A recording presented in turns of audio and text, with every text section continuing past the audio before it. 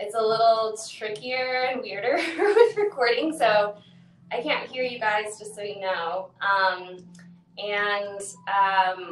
I'll definitely leave some time in case you guys have any questions for the chat box towards the end. So know that you can ask questions at some point. But since I'm going back and forth, I won't be able to always see them until I move into that little area. So just know that I'm not avoiding your questions if I don't say anything.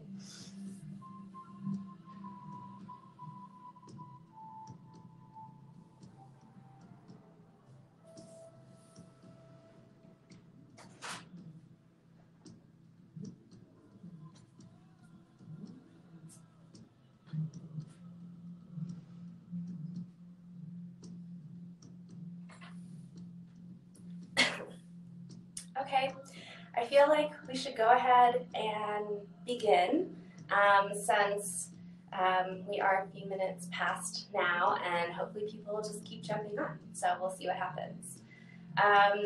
So good evening, my name is Georgia Marcantoni, and I am a holistic wellness guide. My company is Homecoming Holistic Wellness, and I'm cultivating astrology, Kundalini, and somatic movement events. That's what cosmic yoga is all about. What we're going to be diving into tonight. Actually, let me go ahead and just turn that music off for you.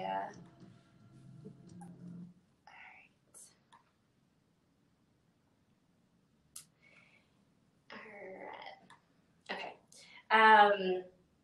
So I wanted to create this cosmic yoga event because learning astrology can be something that's really heady, and we can really get stuck in those mental spheres. And I wanted to be able to take that knowledge of the archetypes. So each month in cosmic yoga, we're focusing on a sign. So right now we're in Aries season, so we're focusing on Aries and the archetype of Aries. And really the reason that that's a benefit for anyone to look at is because these 12 signs are 12 aspects of self. And so as we study them and learn about them, we're ultimately learning about that aspect within ourselves that holds that essence. And so I hope that this is a way to kind of take that knowledge and integrate it into your own life and into your own body, and really have a better understanding of these astrological perspectives. So also, of course, I am getting very just newly used to these webinars. So it's a little bit strange for me to like talk to just this camera and not see your faces and know how you're understanding and experiencing what I'm saying. So bear with me because it definitely feels a little weird, but I'll hopefully get into my groove. And thank you so much for coming. I appreciate it. Okay, so why do we even learn astrology? Like, what is the point of even doing that?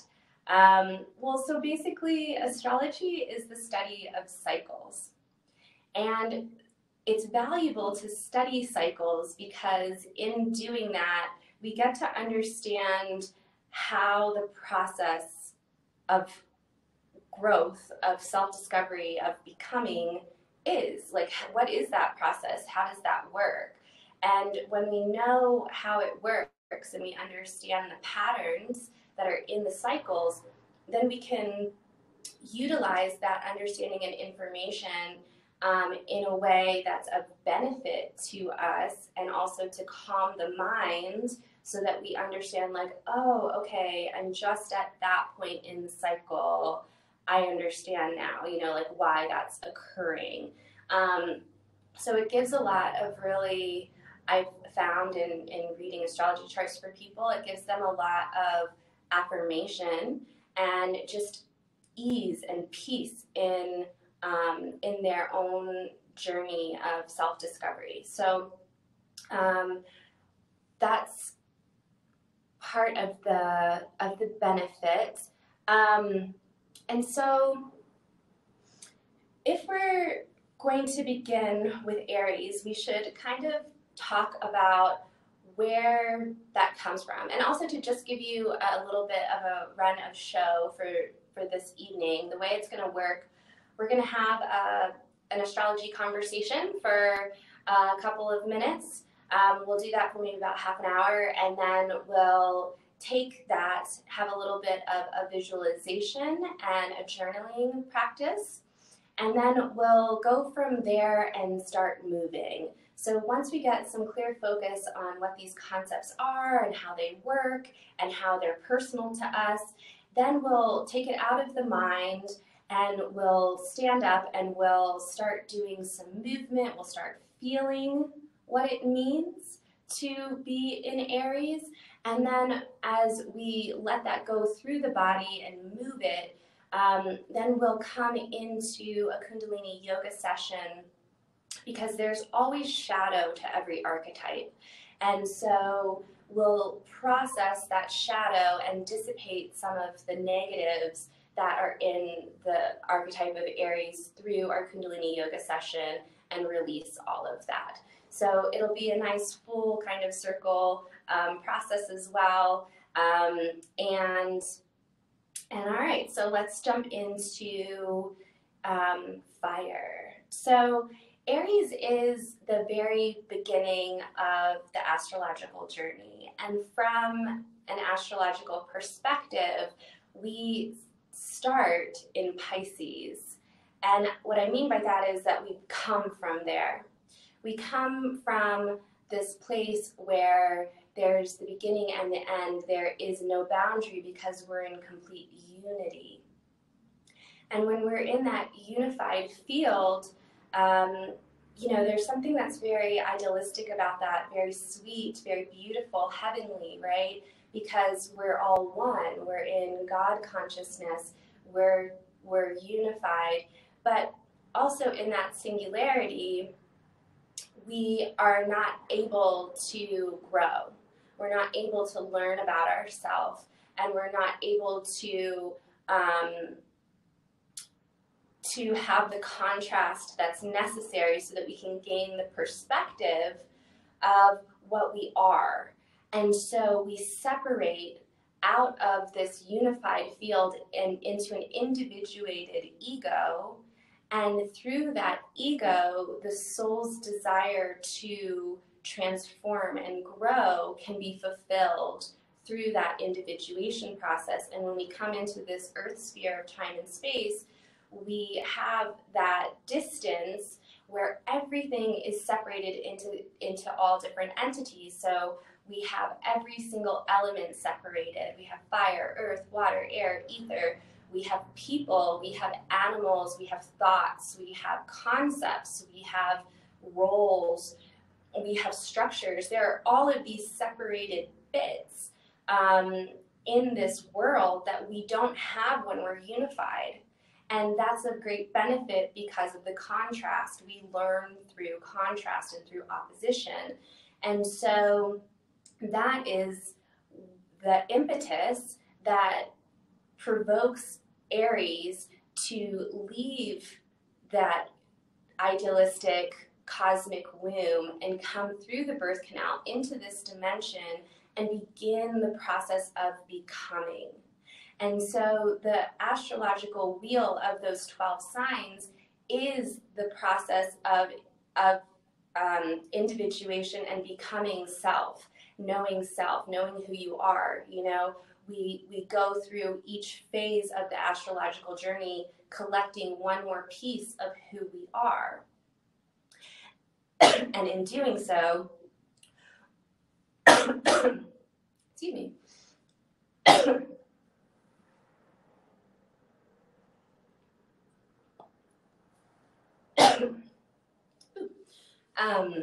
and in doing so, we learn more about what the oneness is, what is our unified state. And in doing that, we expand and we grow, which is the soul's evolutionary desire and will that is beyond our forces, that is always perpetuating these cycles, is that desire of the soul to grow and to know itself. And so in Aries, once we come through that canal, when we're at the equinox point is when we're between these two worlds of Pisces and Aries, when we're complete and whole and separated and individual. And that is this midpoint between the two worlds where we have a lot of ability to set intentions for what the life is going to be. And when we come into the actual life of Aries, now from a phasal point of view, when we look at phases of the cycle, we're at the new phase. So you probably know phases, if you know them at all, through the moon cycles. So you've heard of a new moon and a full moon and a first quarter moon and a third quarter moon. And we have all of these different phases, and in each phase, we are working on different aspects of the process of creation. And so at the Aries phase, the new phase, we're in an ideation zone. So it's all about ideas, and Aries is the spark. That kind of spark. Fire is very passionate, yeah? It's that heat that creates the impetus to move forward and to go into a direction and to take action, because Aries is masculine energy. It is linear, it is direct, and it is a force, right? Masculine energy is penetrative. We're penetrating in that straight line going through so that we can cut away and bring that idea into life. That masculine energy, which when I say masculine or feminine, we're not discussing gender, we're simply discussing energy, and masculine and feminine energy is the yin and yang that makes up all of the world and how things work. And so we have this masculine impetus in each of us to go forward and to conquer and to be the defender and the warrior of ideas and actions. And ultimately, we're defending the self. We are separating and we're discovering what I am. So in Aries, we came from the cosmic womb, and now it's like, well, who am I? So the I am is the key word for Aries, and it is really here in this process of discovering what I am is.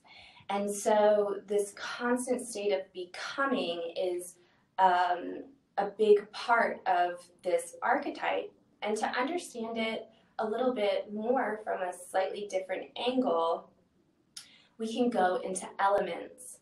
So the element of fire, which is what rules Aries, fire is masculine, and there are 3 phases of fire. So in all of the elements, we have 3 phases.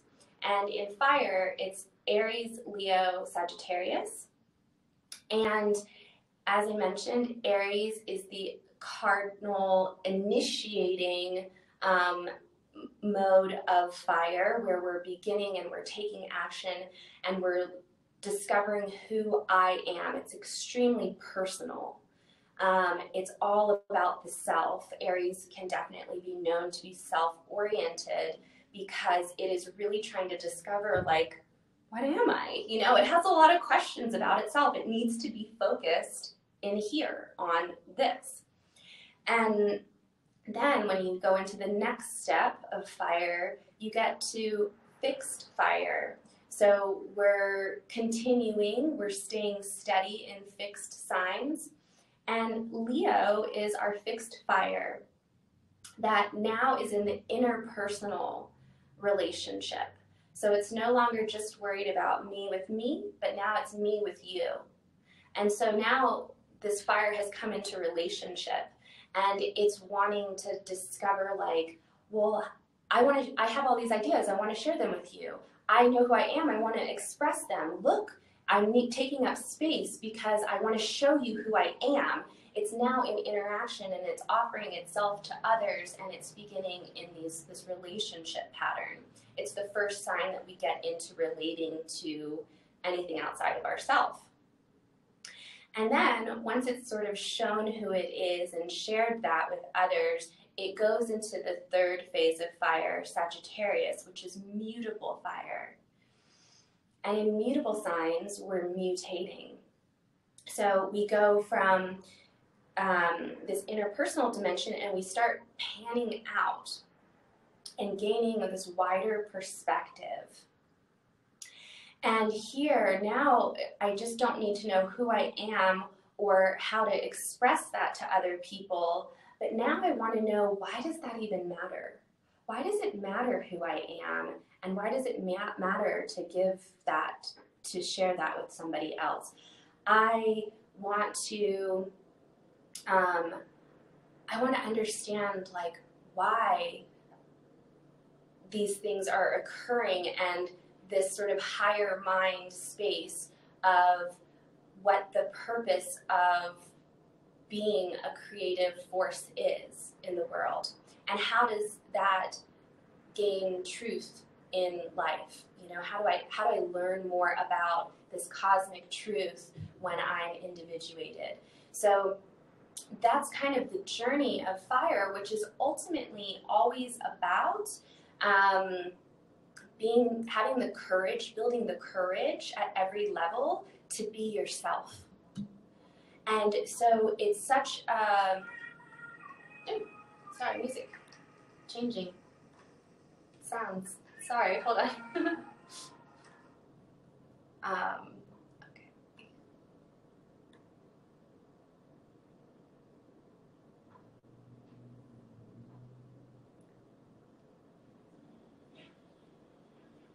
Okay.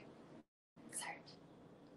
So this fire is the fundamental aspect of life that brings life forward. It makes it happen. It is the creative force of the world, and it's ultimately what creates life itself. And so in our society, you know, we often are kind of not that affirming of fire oftentimes, you know.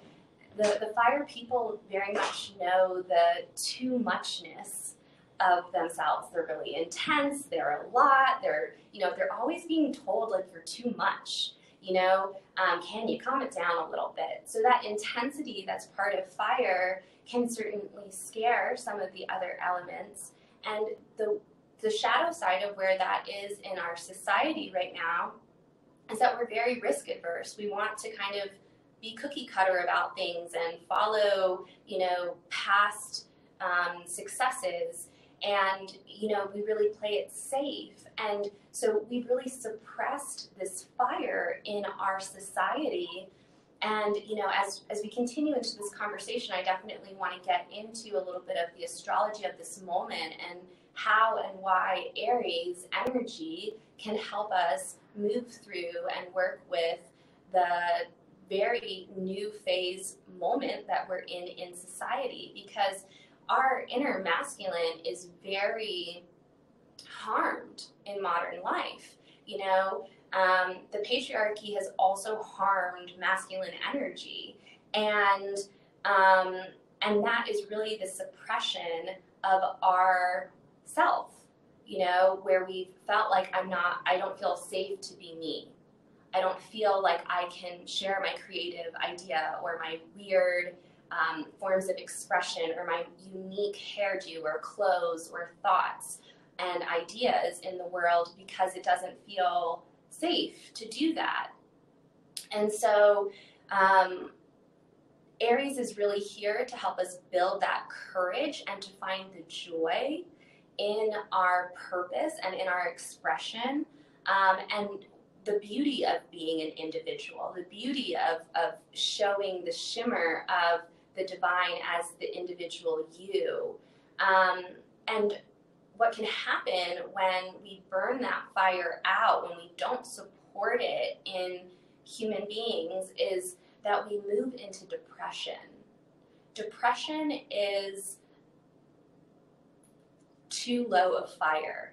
That fire is what gets you out of bed in the morning to take action. And when we don't have enough of it, we move into a depressive state and we don't understand why I'm here. We lack in purpose. We lack in initiative. We lack in courage to take action of our dreams and to bring them to fruition. So they stay ideas and they never come forward into humanity. And, you know, in my humble opinion, that's a big problem of modern society. And I don't think it's just modern. I think, you know, this is where the soul's collective evolutionary process is. We are all deeply looking to figure out who we are as individuals and why that even serves the greater causes that humanity needs right now. But each of our own unique entity is how we're going to move out of these challenges that we're sitting in life right now together. So discovering that masculine and cultivating it is so important, because it also brings us into our deep why. You know, that why is so critical in keeping the fire alive. So that's another thing that Aries, in the themes of this archetype, that you'll experience in your Aries part. And keep in mind, regardless of whether you're a sun, moon, or rising in Aries, the three parts that anybody knows anything about their astrology chart, it's usually that. But this is not just for people who are Aries sun signs. We all have Aries in our chart somewhere. So know that in that area of our life, we're going to look at these Aries themes, and in learning them, we'll move through and pass those problems and blocks. So coming back into that deep why and in energy, this is a big challenge for Aries, because if you think about fire when it's brand new, you know, we've just sparked it. It's just the spark in Aries. That's all we're at right now. It's a very insecure place. Infinite possibility is also here, which in one side is extremely exciting. We have this blank canvas that we can paint with anything that we want to. And we have a blank canvas that we can paint anything that we want to. And we're so used to being told what to want and what to do and how to do it, that to have that much self-initiative to go after something can be extremely hard for a lot of us. And so maintaining the energy in Aries is very challenging because it's still very fragile. It doesn't know that it can do it. It thinks it can, it feels like it can, it's instinctual, it's doing it without thinking actually. There's no thought in Aries. We are completely in instinct. We are primal and raw here. And so, you know, that trust that you can actually manifest this idea into form is the deep insecurity and wound of Aries. And the energy will fluctuate greatly for Aries until it understands who it is and what the deep why is. And so until then, it's going to go over into the depression zone when it's not sure, or it's going to swing over into the manic zone when it's just like engulfed in it and it's just like warrior running with charging forward into life until it can't anymore, and then it burns out. And it burns out and it goes into depression. And it's like, well, why wasn't I able to do it? How come I couldn't keep up? And, you know, and so that's sort of this like very imbalanced place of Aries as it's in its process of becoming. And so in that process of becoming, we're also constantly in an iteration of self. So Aries is also all about letting go of what it was and becoming this next aspect of what it's going to be and what it is. And if you don't keep up with the Aries and you haven't seen them for a while, they probably look different and are doing something totally different in their lives. Maybe they have a different career now, a different partner. They're always in the new. And so you're constantly trying things out in Aries until you find the thing that really sticks. And I feel that that's something that we can also very much be offered by Aries at this time, is that beginner's mind, where we're always just learning. You know, we're just new to this, we're learning, we're figuring it out, we're asking a lot of questions, and we have this blank canvas that we get to create whatever we want to. And so in that creation process, we're also becoming really decisive. We're creating a lot of boundaries, and we always start with no in Aries. No, I'm separating from that. I am not that. I am this. Oh, I'm not that. I am this. And so we're constantly creating these boundaries and these spaces so that we can sort of encapsulate what we are, so that we can come to understand what that means too. And in doing that, we're very decisive. It's all instinct in Aries, as I mentioned, and so it's a definite yes or a definite no. There's not really in-betweens with Aries typically. And what's great about that is that because it's so initiating and it's so clear, it really forms a leader, which is something else that we're deeply lacking in society these days, right? Like strong leaders who are courageous to really have their own opinions and to take them forward into action. And so becoming your own leader is what Aries is all about. We have to lead ourselves before we can lead others. And so this is such an important archetype also in healing that inner masculine wound of being a strong, sturdy, fierce, courageous leader. So we're developing that throughout time as well as we make our choices. And ultimately, it brings us into us being the warrior of our own life. We're standing up for our own life here.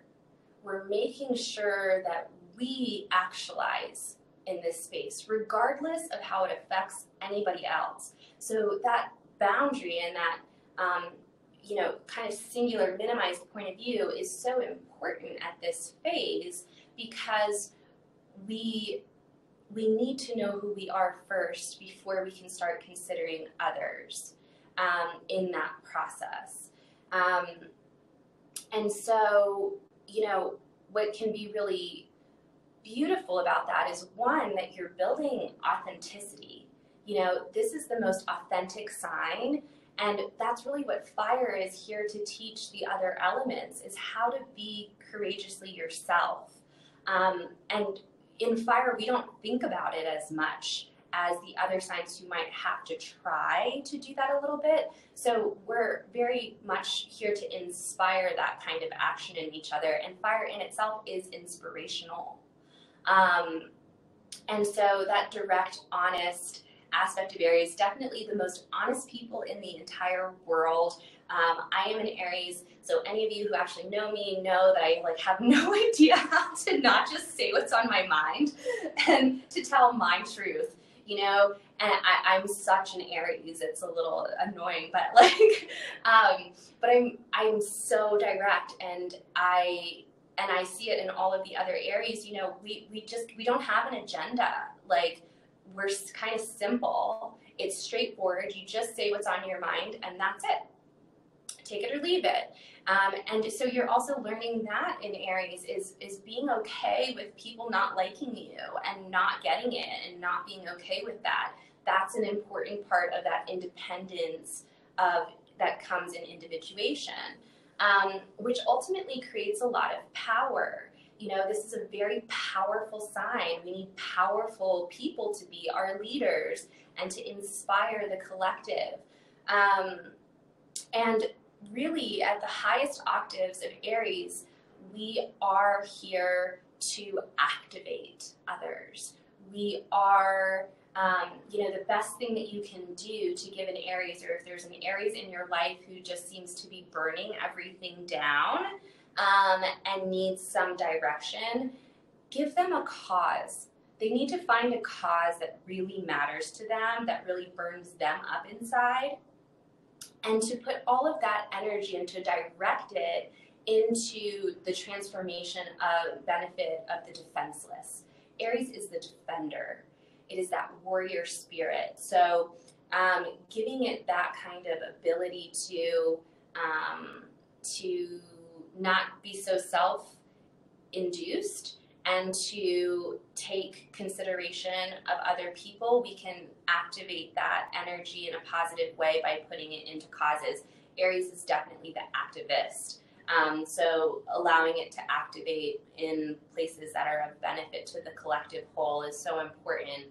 And the other thing I wanted to mention about Aries and heat and fire is that just like the sun burns endlessly and brightly for all without any discernment. It just gives this heat.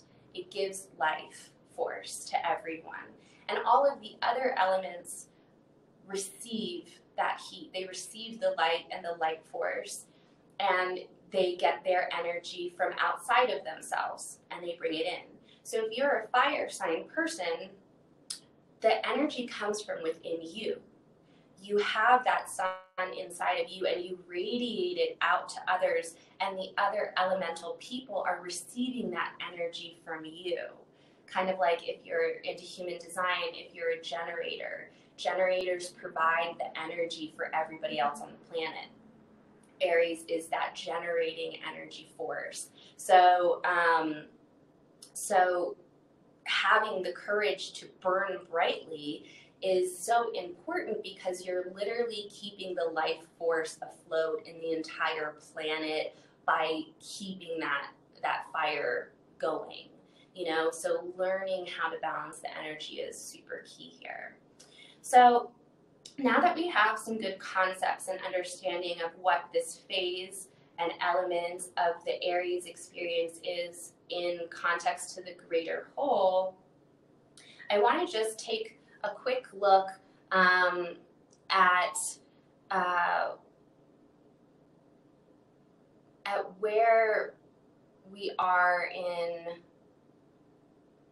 you know what, I'm going to scratch it. I'm going to not do that. I'm going to change my mind right now.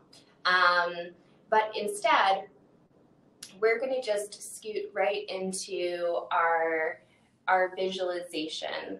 And I want you to just get a comfortable seat and close the eyes. You can bring your hands onto your knees, nice long straight spine, and begin getting into the body and into the breath. I'll give you just a few seconds to kind of adjust and coming into the body.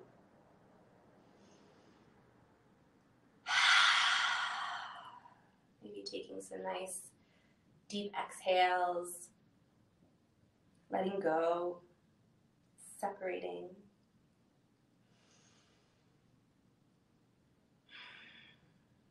And I want you to imagine yourself inside of your home. And in this home, even though I know you're all in your home right now, in this home, there's a fireplace. And you're pretty cold right now. So you decide that you're going to take a match and you're going to light the fireplace. And so you get out your matchbox and you pull a match out and you strike it. That striking is the very beginning force of fire. And you see this sweet little match aflame, and you bring it down into the fireplace and you begin to let it grow. And it gets a little bit bigger, it starts catching onto each log. And in a little bit of time, as you tend to it, and you help it grow, and you help it get a little bit bigger, and you help it catch on, because that beginning part of fire, it takes a little while to get it going. But once it does, now you have your fireplace going beautifully. And it's so warm, and your body softens, and you relax. The heat feels so good. And it's so captivating, isn't it? Just staring into that fire, seeing it dance, seeing it move, shape-shifting, constantly shifting, moving. It's so illuminating and captivating, and you could just watch it for hours. And so you get the bright idea that, maybe the fireplace really isn't enough. Maybe I want more fire than that. So you walk outside, and you're in your backyard. And because you love fire and you were planning for moments like this, you've already got some really big logs of wood up in a teepee style and a nice big bonfire peak. And so you bring another match out and you begin to light this fire. And it takes a little while again, but eventually it gets going and it starts growing and growing. And now it's bigger than you because the logs were as tall as you were. And now this fire is just rolling. And it's kind of really exciting. You're like really into it. Maybe you're dancing around the fire now. You're loving it. You're running around and screaming and just feeling the energy of the fire. You're feeling a little wild, a little crazy. And you're just having so much fun. It's really lighthearted. And then the wind blows. And the air makes the fire bigger. And that's kind of fun too. It's a little scary, but it's fun. And then the wind blows again. And now it flew away into that field. And it caught the grass on fire. But you can't get over to it fast enough. And it starts smoldering and going ablaze on the whole field. And it's just taken off faster than you could have ever imagined. It's going, it's unstoppable. And now it's taken over the trees. And tree after tree goes up in fire. And this whole forest fire is coming ablaze, and now you're scared. Now it's really intense. Now it's too much. Now you don't know what to do. The fun is really over. And you made a big mistake. You burned the house down by accident. And you take some steps back, and luckily you find a fire hose, and you're able to calm the fire, bring it back down, back down, back down, until it's just the bonfire. You're okay, you made it through, and you decide maybe we should put the bonfire out too. And maybe even a little fire in the fireplace. And this is kind of the journey of fire. In the right proportions, in the right amounts, it's so beautiful and warming and relaxing and sweet. And it can easily get out of hand when we're not careful. and we can literally burn everything down. The lucky thing is that in the burning down process, we still have the opportunity to create something new, which is what Aries is so fantastic at. So I want you to go grab your journal, and we're going to do a little exercise bringing in to see what your relationship with fire is. So let's go grab our journals.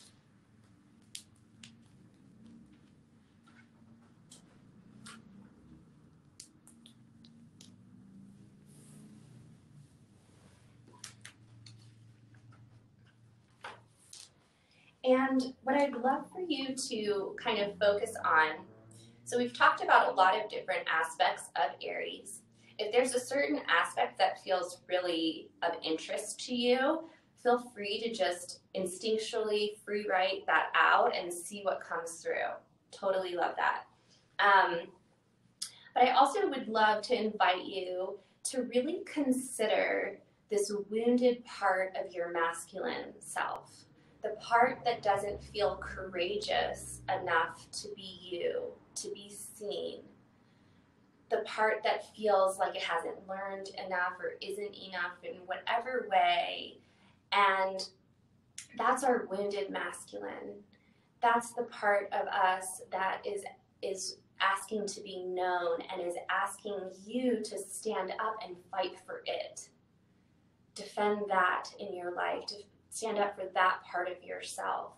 So let's take a few minutes here and see where we're feeling a wound in our pioneering spirit, in our creativity, in our expression of ourself, where we're feeling burnt out. Burnout is another part of Aries, where we get into that manic sphere and we don't know when to stop. Like, where are you feeling really burnt out? Where have you been over competitive, whether competitive with yourself or others, and you're just feeling so worn down that you don't have the energy to be you? You know, let's investigate where that's coming up in our own life, and see what comes through. So we'll throw on a little music for you.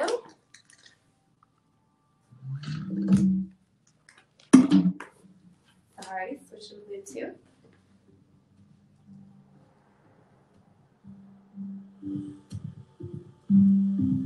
So we'll take about 5 minutes to do some journaling.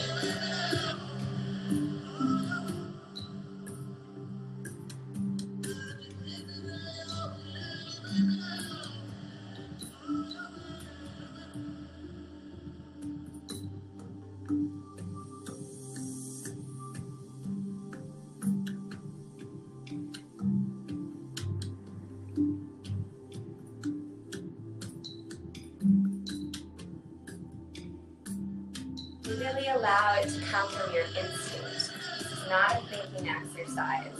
It's a gut instinct exercise. And if you're having trouble coming into that instinctual part of self, well, maybe that's a little bit of where your wound is. Maybe just even feeling the permission to let go of the mind and drop into the body and to just be. You know, maybe that has something to consider. So keep going and see what comes through.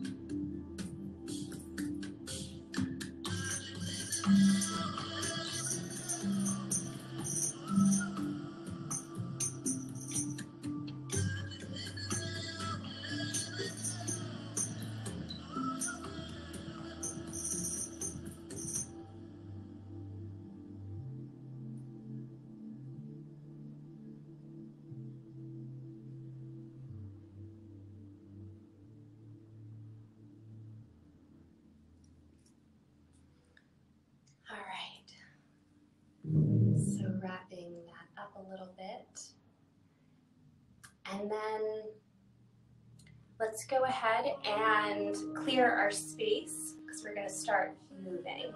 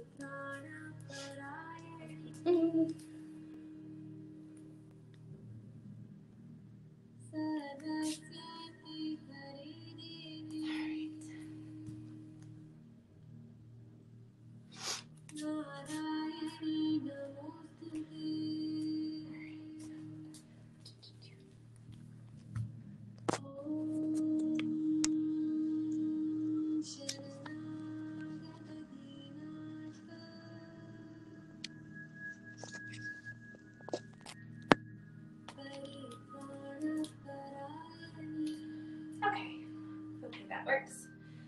All right, so I want us to start feeling into that primal force, that primal energy.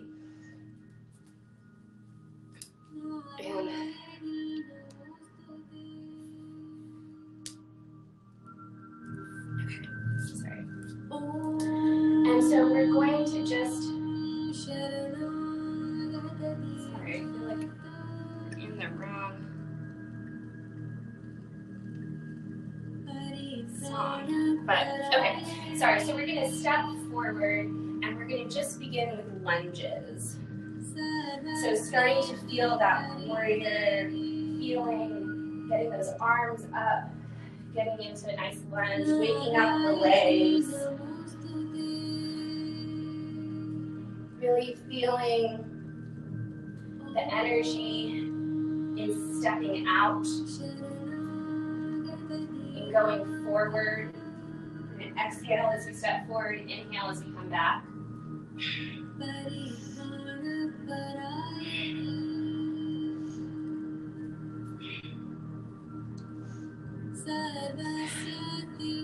Feel yourself coming out of that seed, sprouting. Your idea is coming forward. Yourself is coming forward.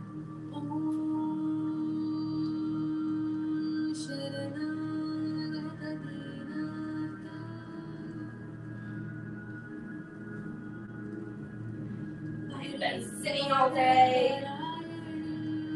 Allow those legs to really wake up.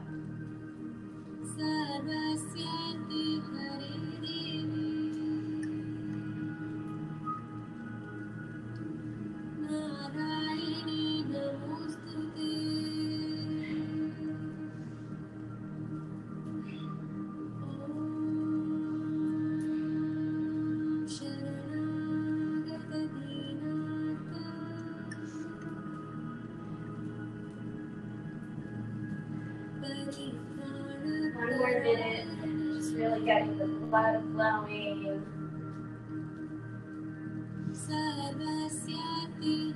Feeling your energy wake up.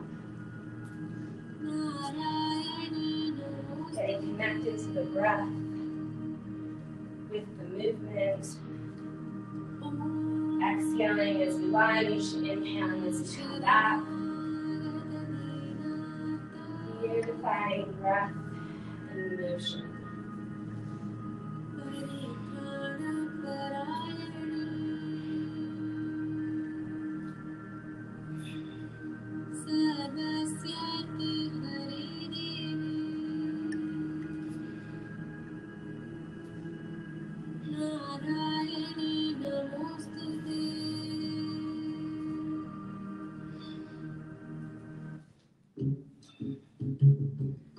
All right.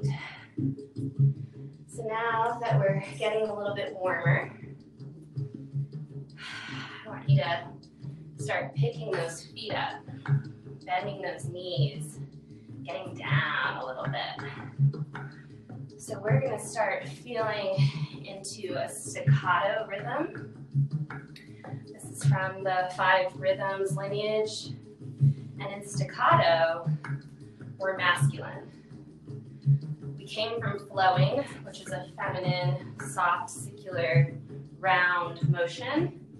And now in staccato, we're feeling our ankles.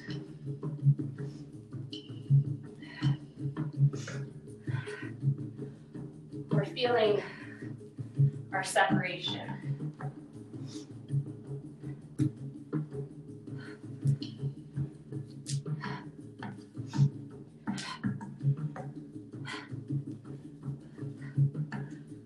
We're bending. We're angular.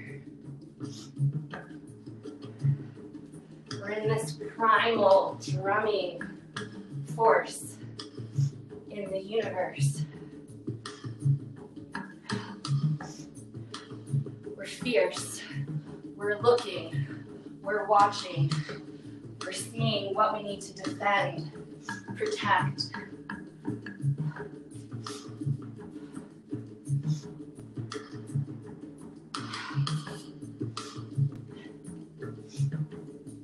Continue to work with the breath. Make sure you're moving on exhales.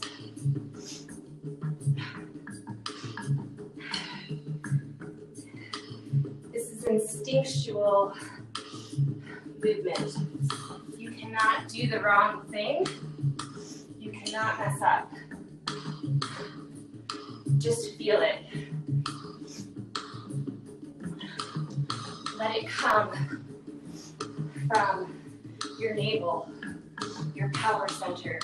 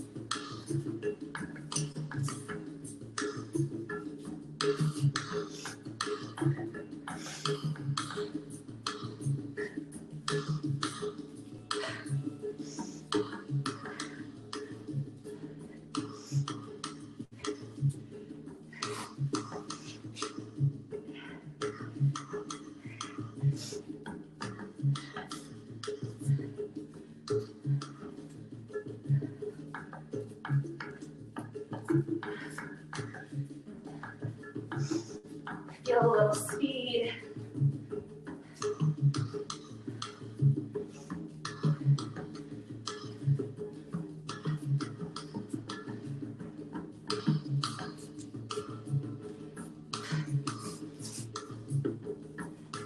Feel your polarities.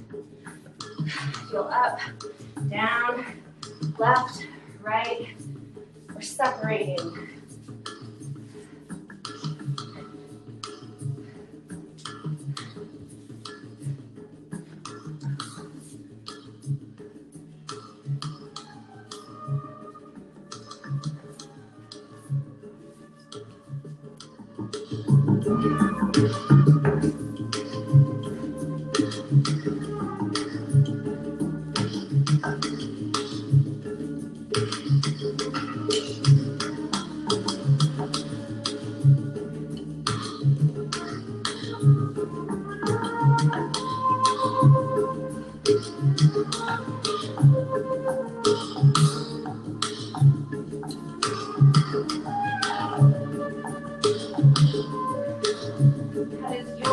Feel the sound.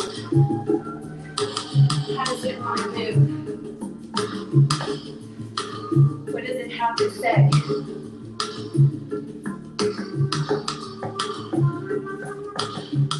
What can it tell you about you?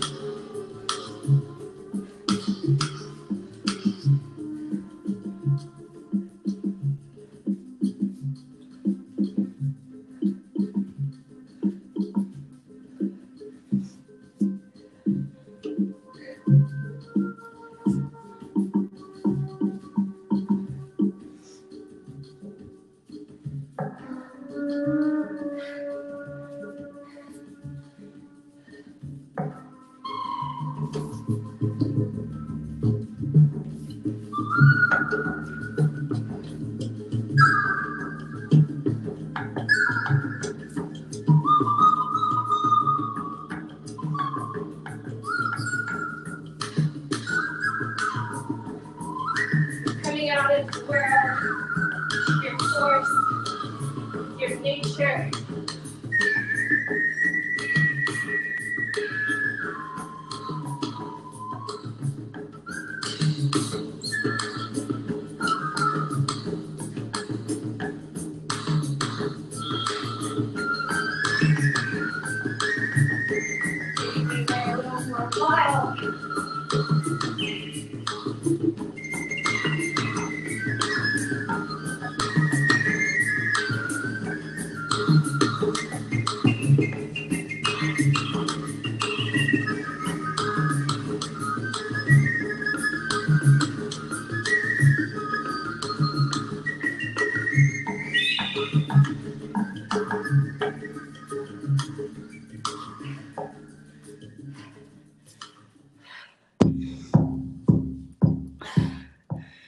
Awesome. All right, now that we've built that energy, built it up, maybe take a sip of water.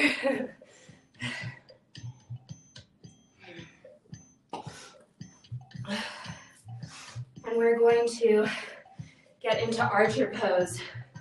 So we're gonna take our hands straight in front of us. We're gonna step back into a lunge, pull that arrow. And as we pull that arrow, we'll close our fingers, our thumbs are pointing up.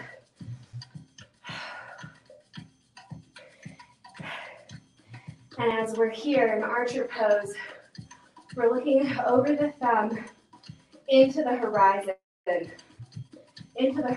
line of the future.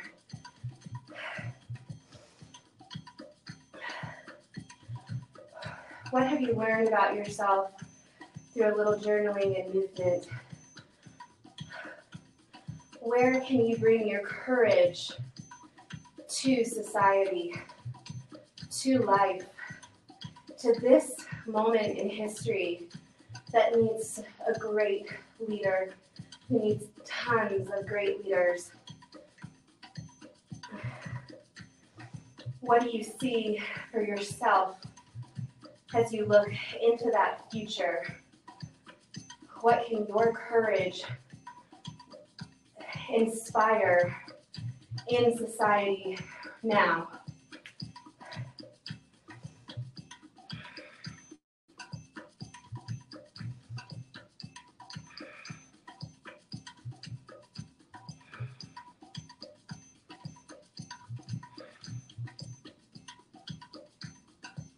Inhale, we'll step the back leg towards the front, and we'll switch sides. Pull that bow, step back another direction. So we're here, fingers are curled, thumbs are up, our knee is straight over our ankle, and our left leg, or the back leg, is pushing down in the outer pinky of the foot.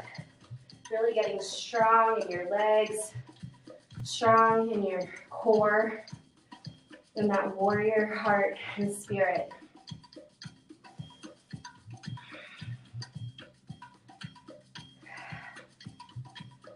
What weak parts of myself do I need to stand up for?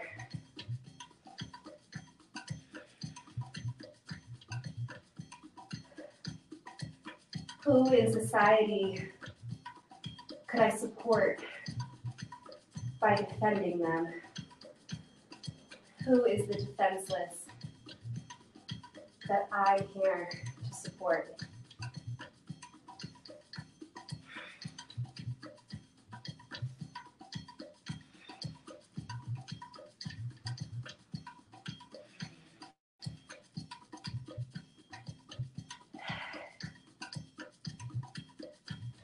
See off into the distance, into that horizon line, you living your most courageous, authentic self. See that now.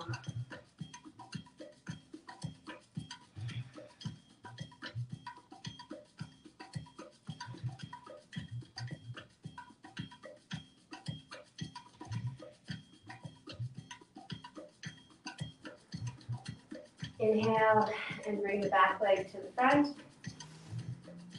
shake out the arms, shake out the legs a little.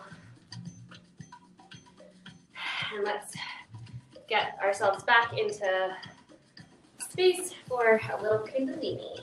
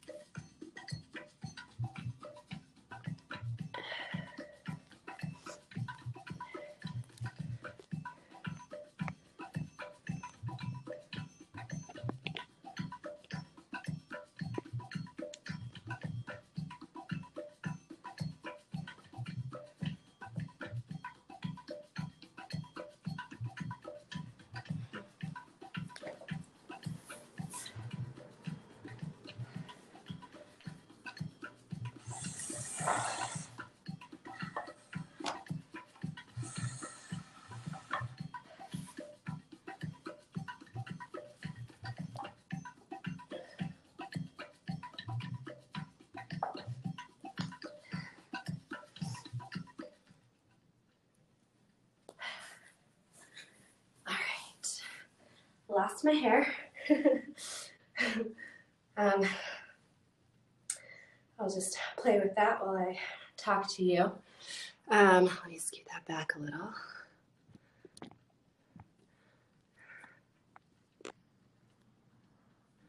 All right. Yeah, so, all right, so we're going to move into the Kundalini phase of the evening. And this Kriya, so in Kundalini, if you've never done it before, Kundalini is a really different kind of yoga, and it focuses more on sculpting your energy. Hatha certainly sculpts some beautiful, beautiful bodies, but Kundalini is going to be really supportive of you when you're working on your energy. And nothing really moves energy faster than Kundalini from my experience. Sorry, there was another pin in my hair somewhere. Yeah, so we're going to work on the Kriya for the instinctual self. And this Kriya, so as we've mentioned, of course, here in the concepts for Aries, it's very instinctual. It is very, it doesn't think. And that instinct comes from our lower chakras. So we have 3 lower chakras and 3 upper chakras, and then 1 in the center. So the first 3 chakras are our passion centers. As we mentioned, fire is very passionate, very intense. And so the passion centers are in our 1st, 2nd, and 3rd chakras. And our communication centers are in our 5th, 6th, and 7th chakras. So we're communicating in this world as well in other worlds, projecting outside of the physical body. And so these are called the lower triangle and the upper triangle. And when the lower and the upper triangle meet in the middle, they meet at the 4th chakra, at the heart center. The heart is where we can go to connect to that deep soul desire that I mentioned, Pluto. Pluto is the soul. Pluto is the desire to transform, and the soul's desire for evolution. And we can connect to that through our heart center. And when our communication centers rise and our passion centers rise and our communication centers lower into this space, we get the symbolic shape of the Star of David, which you might be familiar more from the Jewish tradition. And the Star of David is a symbol of the passion and the communication coming together into compassion. So we become compassionate at the heart center. And so this Kriya is going to help us balance out the imbalances that are in our passion centers so that they can be utilized in a higher way, in compassion. So I just got to tie my turban back on here. In Kundalini, because we move a lot of energy, we always cover our crown chakra. You don't have to, but as a teacher, we do. And it's very helpful in containing that fire. Like I was saying, you know, Aries has a really hard time maintaining that energy. And when we give it a little bit of structure, when we give it a container, when we put it in that fireplace, we actually help support this sustaining of it. And so that's also where the turban kind of comes from. We are containing that energy and allowing it to stay inside of the vessel and to keep cycling. So anyway, 2 cents about why I had to throw my turban back on. And so in Kundalini Yoga, we also chant quite a bit. And we always open up the container, we open up the practice with the mantra Ong Namo, Gurudev Namo. Ong is O-N-G. It's a little bit more guttural, it's a little bit more in the nose cavity area of the face. And what it means is I bow to the teacher within me. I bow to the teacher beyond time and space. And so we're invoking that teacher within and all of the lineage, past, present, and future, to work with us in this moment, in this time, as we go into our practice. And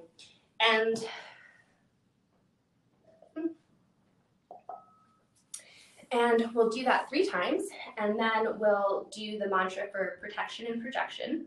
Ad Gurudev Name, Jugad Gurudev Name, Sat Gurudev Name, Siddhi Gurudeve Name.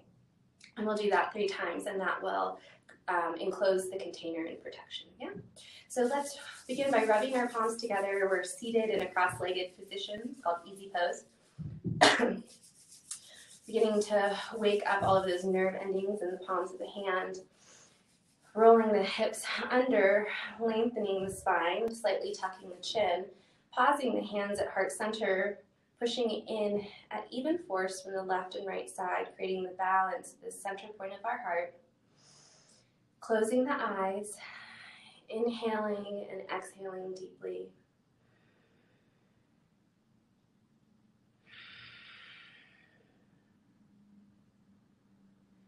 Preparing to come into our practice. Inhaling again. Exhaling. Let's do it through the mouth.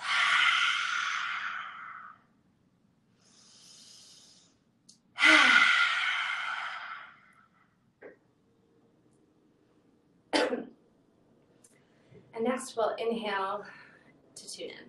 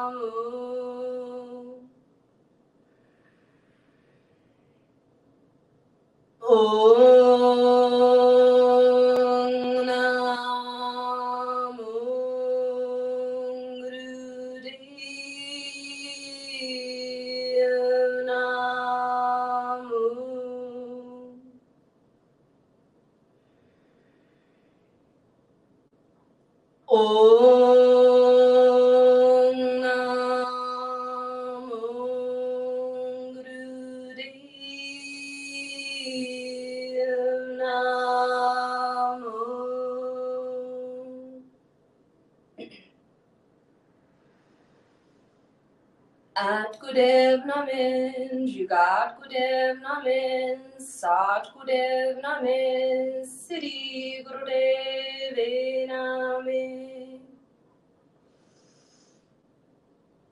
At Gurudev Namin, Jugat Gurudev Namin, Sat Gurudev Namin, Siddhi Gurudeve Namin. At Gurudev Namin, Jugat Gurudev Namin, Sat Gurudev Namin, Siddhi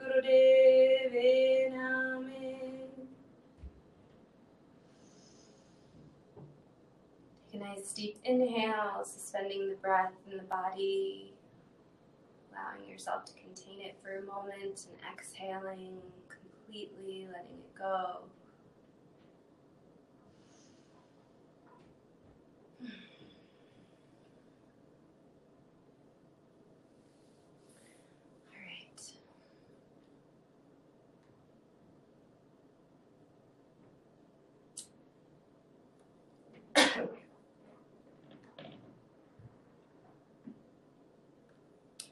Okay, so now we're going to begin our Kriya, and we're going to move into butterfly pose. So instead of our legs being cross-legged, our feet are touching, the soles of the feet are touching in the little butterfly position, and our hands are going to come around the feet, just holding them. And actually, I'm going to turn to the side so that you can see me doing the motion a little bit better. Let's see here. Actually, I'm going to go this way so I can still see my computer. Sorry. Okay. And we're going to inhale, arching the spine forward. Our chin will stay parallel to the ground, and we'll exhale, rounding back. So all of the motion is in the spine. Inhaling forward, exhaling back. All through the nose. So in Kundalini, we always have our eyes closed unless otherwise specified, so that you can really go into your own practice, your own movement, your own experience, and see what is happening there. The teacher also does not normally do it with you, so this is another added layer of something a little bit different, trying to guide you through it while also doing it so that you can see. So forgive me if it gets a little weird, but I will do my best to do it as well as support you through it without being able to see you. So we're inhaling forward, exhaling back. Let's just move into that rhythm, really building that rhythm in the spine, in the breath, in the movement. And let's go.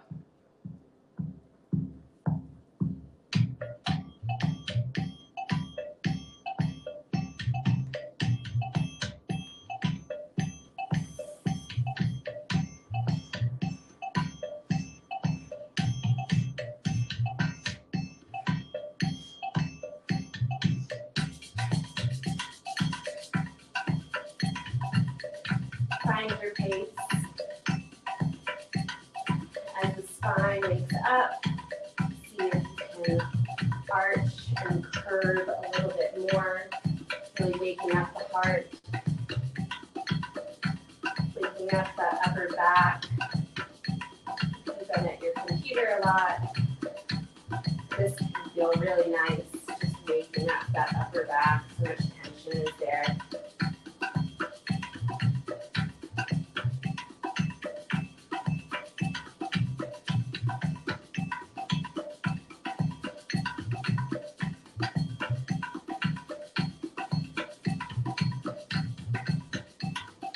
Inhale, come to center, suspend the breath. Full Mula Bun, rectum, sex organs, navel. We pull in and up to the root chakra. Exhale and release.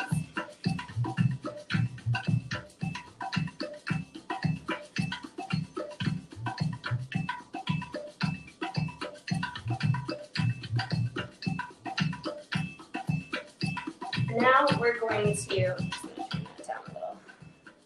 now we're going to come onto our tummies. And I hope you can see me. Yeah. And we're going to be doing what's the word? Like a two-part motion. And so we're going to be coming into plank to cobra. And so our forehead will be on the ground. Our hands are right next to our chest. And we're going to come up straight. Our arms are straight if you can. Our knees are off of the ground if your arms are straight.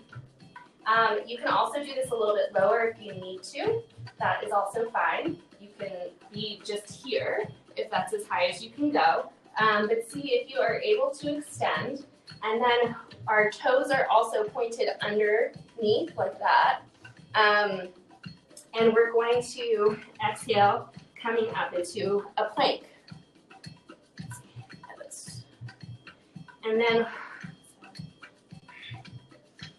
so it's cobra, plank, cobra, plank. Exhale, inhale. Exhale, inhale.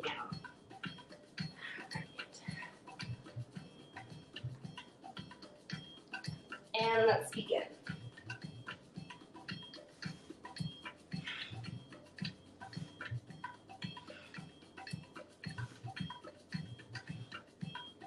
Eyes are closed. We're looking in and up at the third eye point, activating our pineal gland. Really getting some nice arm and core work right now.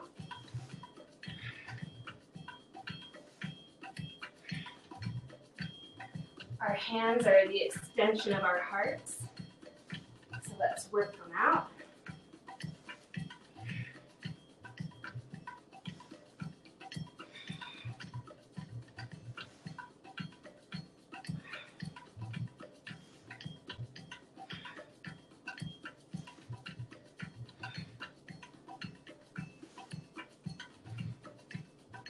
Twenty more seconds.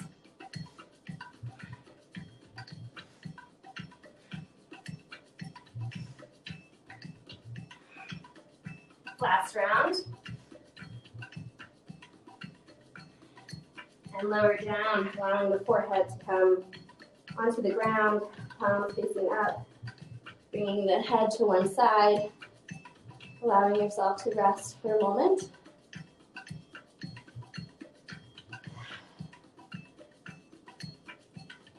Feel how the fire's been building inside of your body with each movement that we do.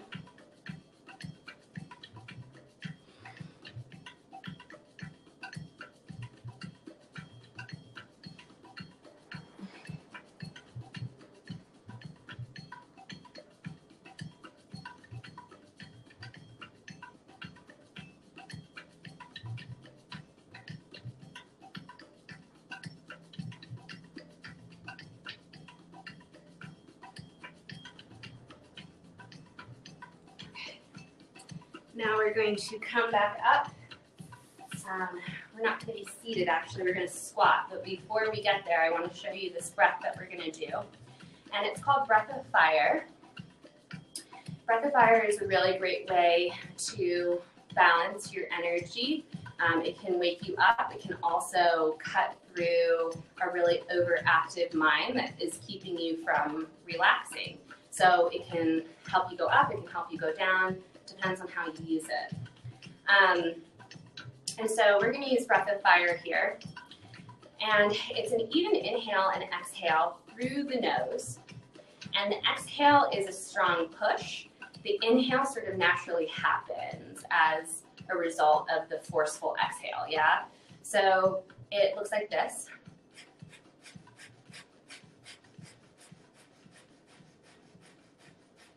And as you can see, my stomach is moving really quickly because this point right here, 2 fingers below your belly button, is your navel point. And the motion needs to come from the navel point. That's your power center. And so we want to breathe from the navel, and that is going to really activate us. So let's practice together really quick. If you've never done it before and you want to begin practicing with your tongue sticking out, that can be really helpful. It's like you're panting like a dog. Once you get that, you can close your mouth and continue doing it just through the nose.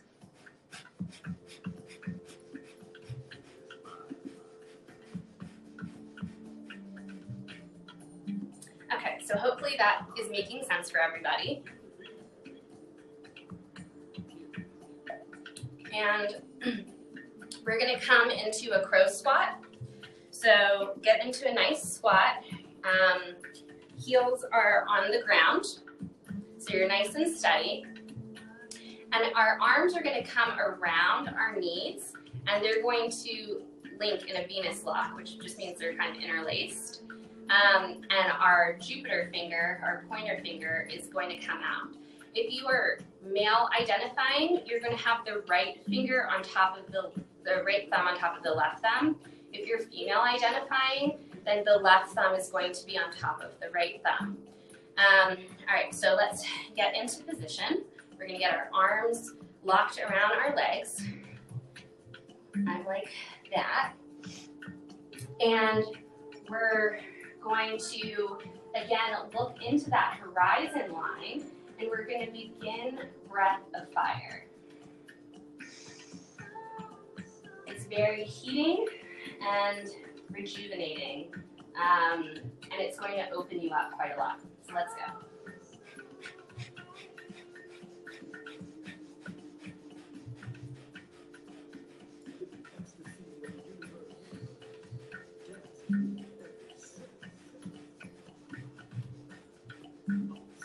As you look into that horizon line, into that new beginning, what are you clearing through that breath? What are you letting go of, moving out of, so that you can become this next iteration of self that can actualize the desires of your heart, of your soul's intention on this planet as the ego self that you are. Keep visualizing that as you bring the power and energy of the breath through the body.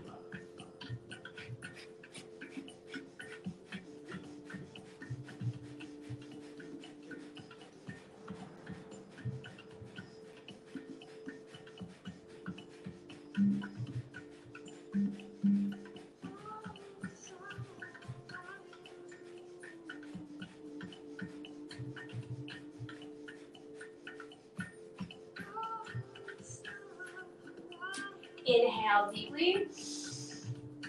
Pull Mula Bandha, rectum, sex organ stable. Pull in and up at the roots chakra. Pull the energy up the spine, project out of the third eye. Maintain the posture, exhale. Inhale again. Inhale deeply. Pull Mula Bandha. The tongue is also pushing in and up at the roof of the mouth.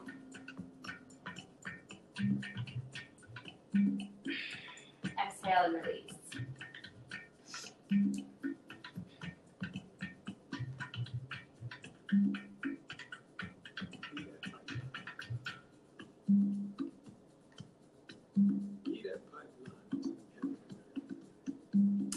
All right, so now we're going to come lying down on our back, and we're going to have our legs up at 90 degrees.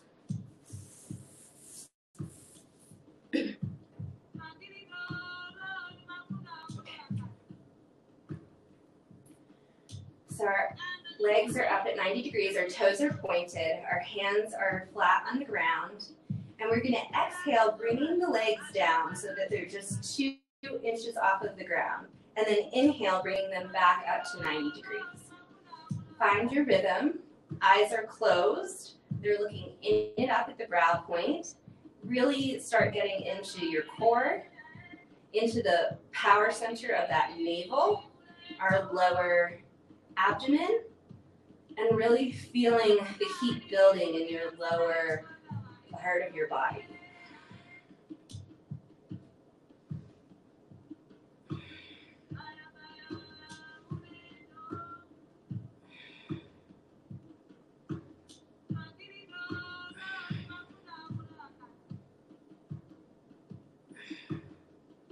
Make sure your lower back is staying on the ground. We really want to support through that. You can continue to pull Mula Bandha as you come down. This will help support the lower part of your back and keep that, keep your lower back on the ground. Keep your abdomen engaged. so that you don't just flay out. Keep those floating ribs in. Exhaling down, inhaling up.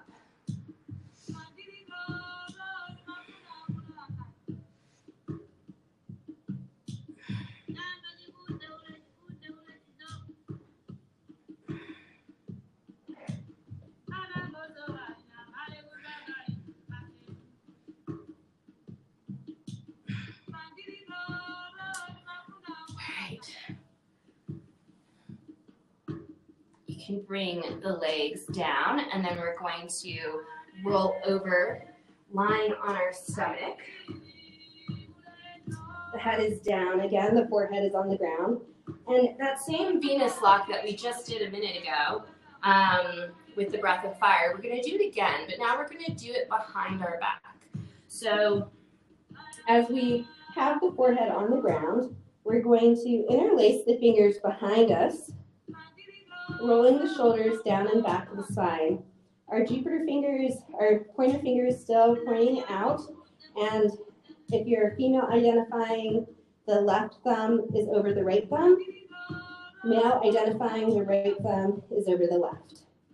And we're going to inhale, arching the spine up, and we're going to begin breath of fire. Eyes are closed, looking in and back at the brow point.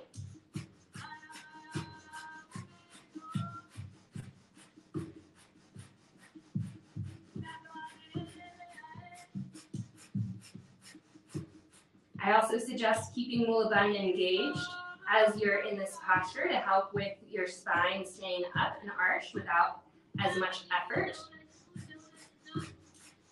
Really allowing the heart to come forward and leading the body, and pulling backward with the fingers so that it's actually a suspension point that the arc in the back is happening at all.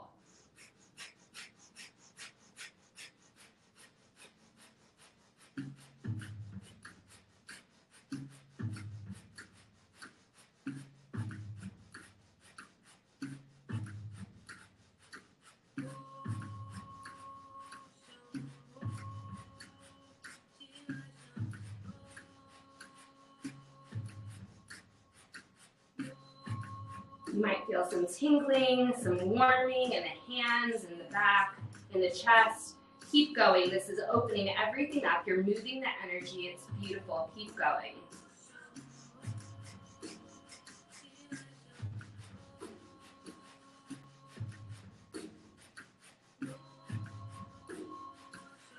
Inhale, pull Mulabandha. See if you can rise just a little bit more in the spine. Maintain the posture. Exhale. Inhale again. Pull Mulabandha. Rise just a little higher. Exhale. And release, allowing the head to fall to one side.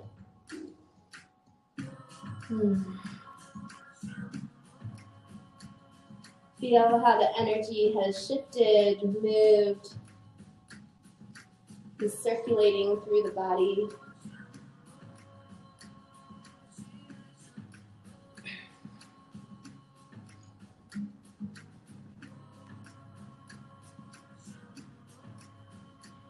And now come turning over on your back.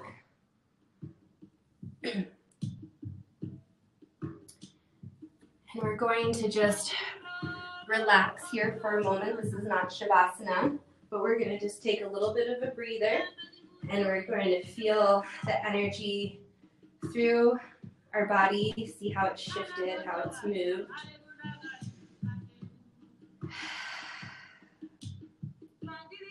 See if you can come back into a normal breath pattern, breathing normally.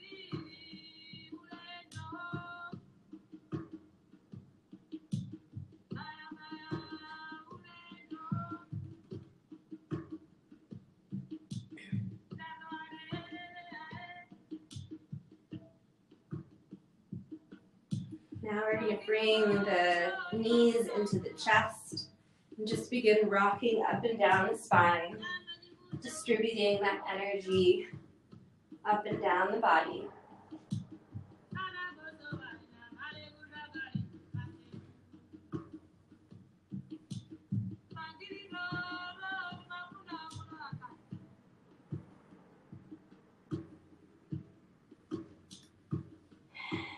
Stop when you're at the top, and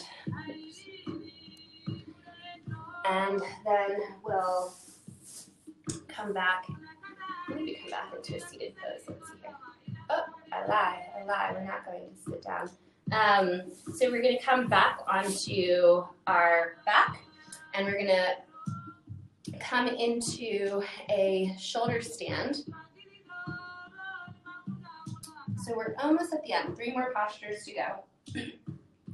So when you come into a shoulder stand, coming back down onto the back, we're going to bring in the frame. Yeah. We're going to bring our feet over our head. Our hands are on the ground, and we're going to interlace our fingers so that we can really get all of the focus on top of the shoulders and push the head down into the ground so that the neck stays nice and long. And we're going to bring our hands to our lower back and then lift the feet up to the ceiling. Once you feel steady in shoulder stand, really keeping, the support in the elbows. Don't feel the need to go too high into the shoulder. Then we're going to do breath of fire again. So come back into the breath as soon as you're ready.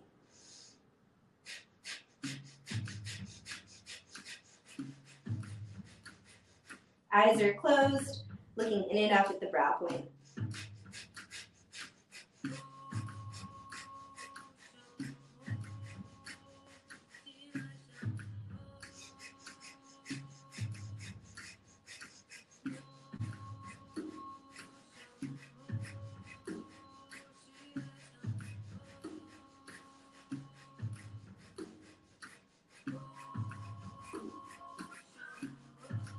Keep the toes pointed, keep Mulabandha engaged so that you're really nice and steady, lifting your weight up into the air, not just compressing onto the ground, really allowing the toes to lift you up.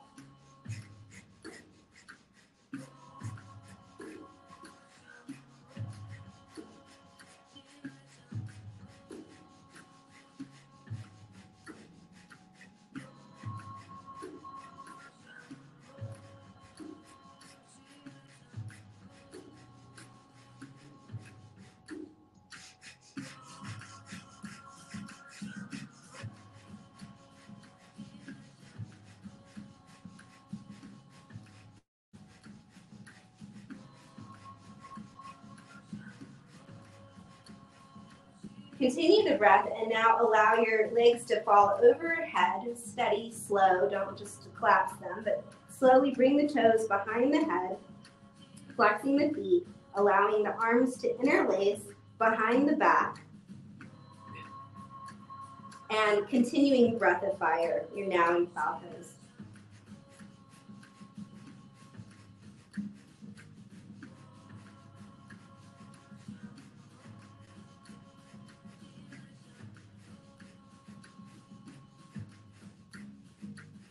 Nothing rings out the shoulders quite like this one. If you've been feeling really stale and stiff in that upper back, this is complete heaven. Just keep going. You'll feel the heaven even more when we stop.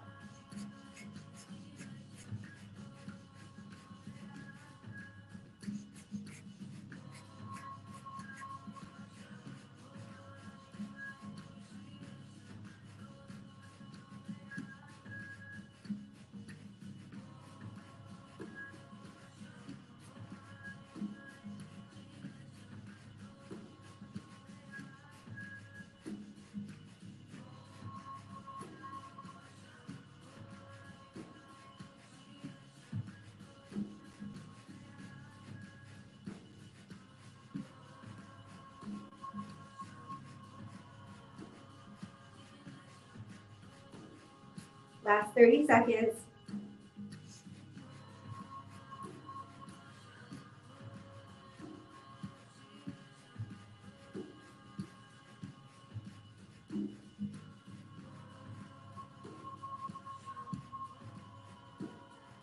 Inhale, suspend the breath.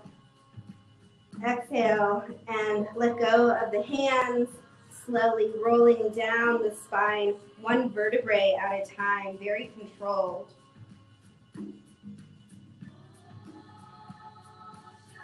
Until your legs bend, and you can put your feet on the ground. Bring the arms facing, hands, palms facing up.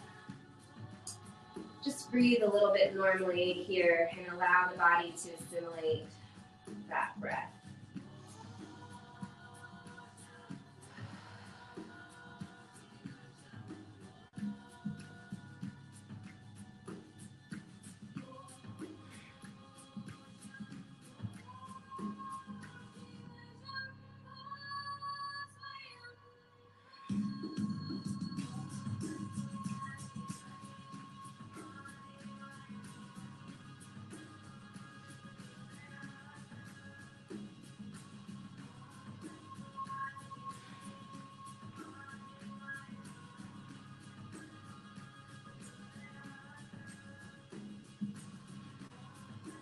Come rolling onto our side, putting the side that you roll on's hand up to cradle the head, the other hand on the ground, pushing into that hand on the ground, allowing yourself to come to sit. And then we're going to move sitting on the heels. If you need something underneath you, if you have knees with a little pain like me, then put something under your buttocks so that your heels are a little bit higher. And we're going to do a little bit of chanting. Maybe take a sip of water if you need. And we're going to work with the chant Sat Nam. Sat Nam means truth is my identity. I am truth, which is very Aries, right?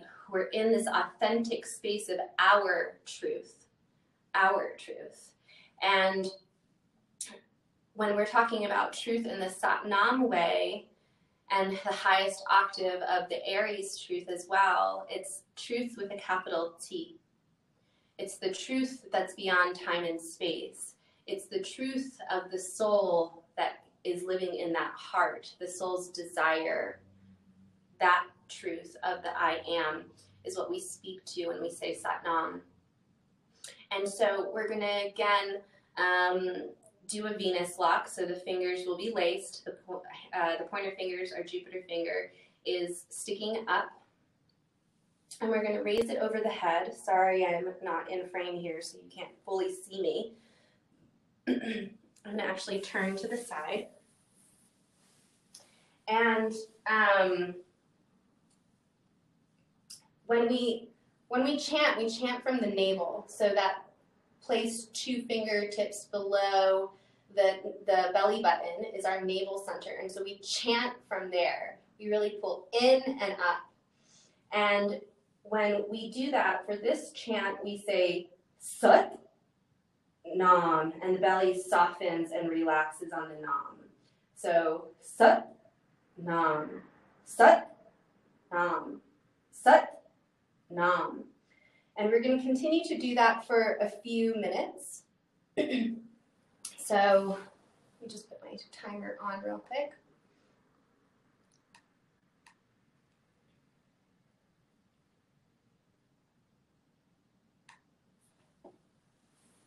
And begin. Sat Nam, Sat Nam, Sat Nam, Sat Nam, Sat Nam, Sat Nam, Sat Nam, Sat Nam, Sat Nam, Sat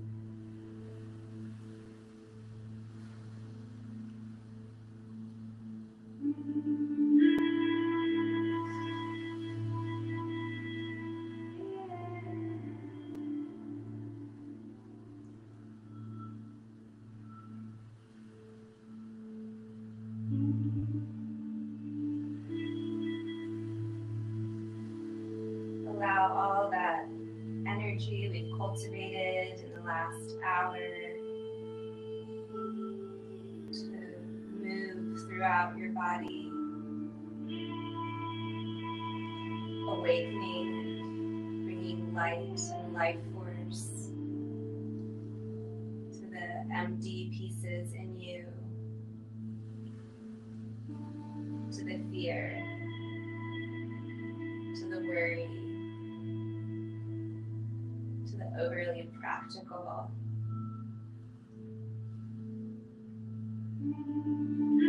Allow this spark of joy to circulate through your being, bringing healing to each and every ounce of your being.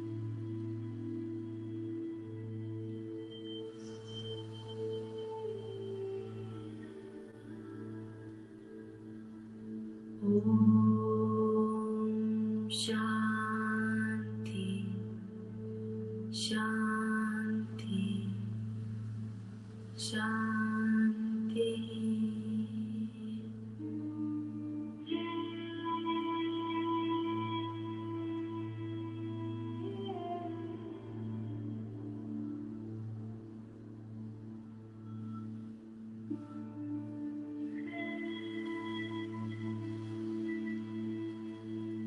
Om Shanti Shanti Shanti.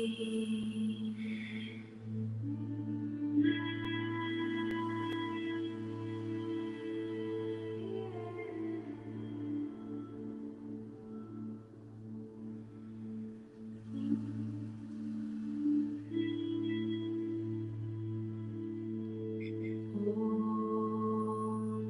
Shanti Shanti Shanti.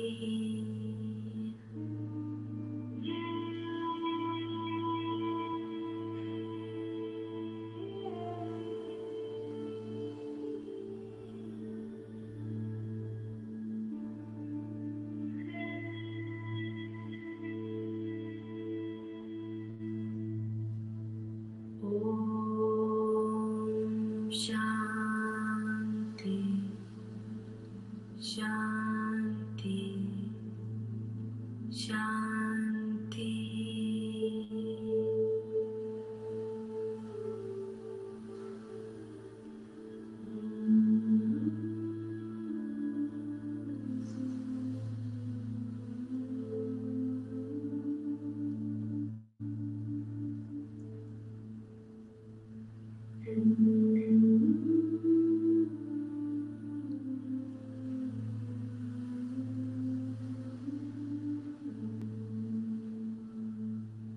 Om Shanti Shanti Shanti.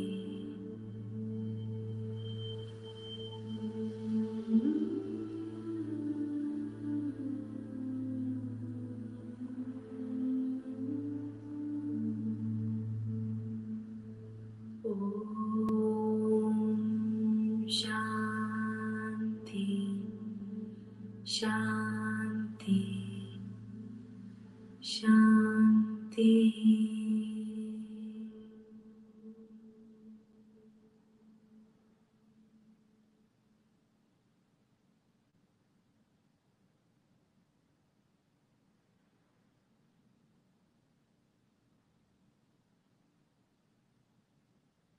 Begin to wiggle the toes and the fingers, rolling the ankles and the wrists.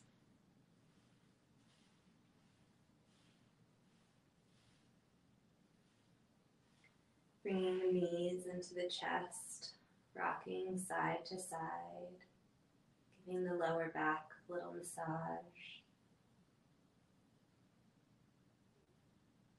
Dropping the left leg, taking the left hand over the right knee, dropping the right knee over to the left side, looking over your head over to your right side, the right arm stretches out into a cat stretch. Take a nice long deep inhale. Exhale, really wringing out the body.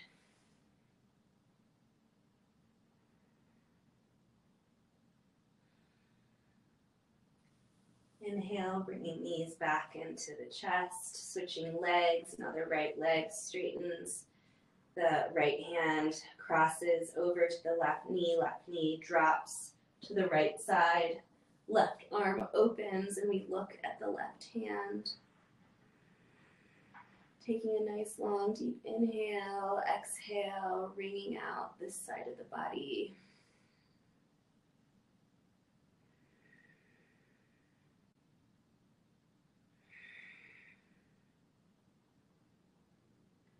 Inhale, coming to center,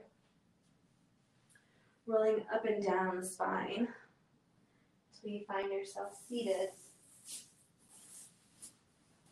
And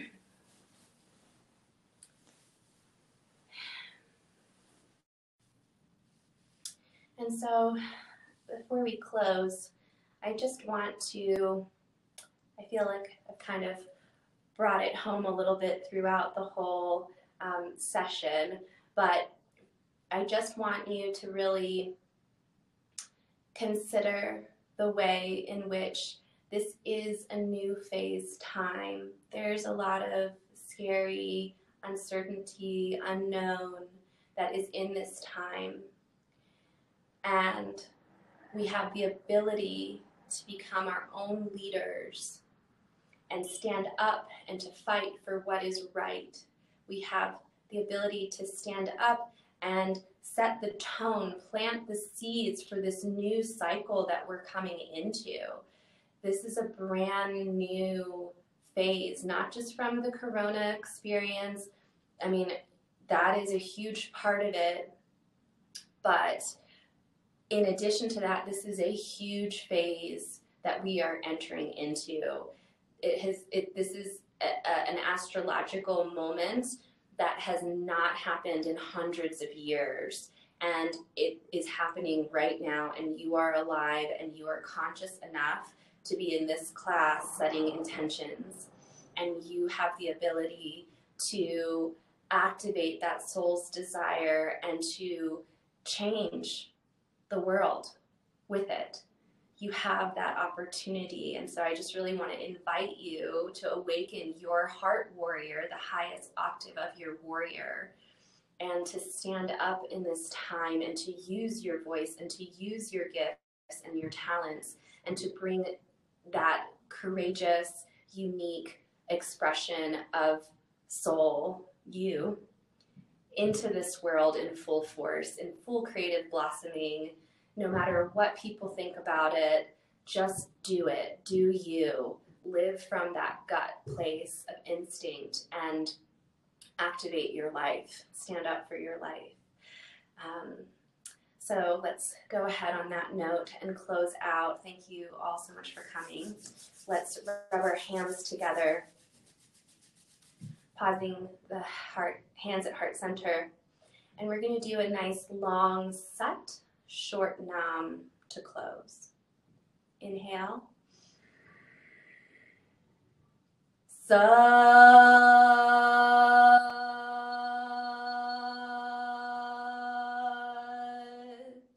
Nam. May your inner warrior come out this spring fierce, ferocious, and loving. Sat Nam. Again, my name is Georgia Marcantoni with Homecoming Holistic Wellness.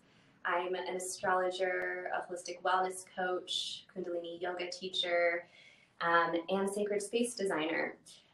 If you are in any need right now of support in any of those ways, if you're looking for guidance in your home or in your stars, I'm offering all of my services at this time by donation. So I want to make sure that you are taken care of, and if you need that support, that you can find it. And please share with anybody that you feel my energy and my set of skills would be of benefit to at this time or at any time. My website is georgiamarcantoni.com, GeorgiaMarcantoni. I have a super long name. And find me on Instagram at georgiamarcantoni.com as well. I have a sacred space creation workshop coming up this Sunday with We Are Supernatural's virtual super school. So also check that out in case you're wondering how to not go crazy in your home and instead make a sanctuary for yourself. So we'll be working on that next week, and I am offering free Kundalini Yoga videos on my YouTube channel every week. They're also on Ceremony Center for Healing, their YouTube channel as well. So anyway, thank you so much again for joining. I'm so sorry, I just realized I didn't even answer any questions. If anybody has any, let me check the chat box. But if you have any, please throw them in there. I'm happy to speak to that. I don't see any questions right now, but if I'll stick around for another minute or two in case anything comes up. Again, thank you so much for coming. Have a beautiful night, and I hope you sleep really well. Satnam.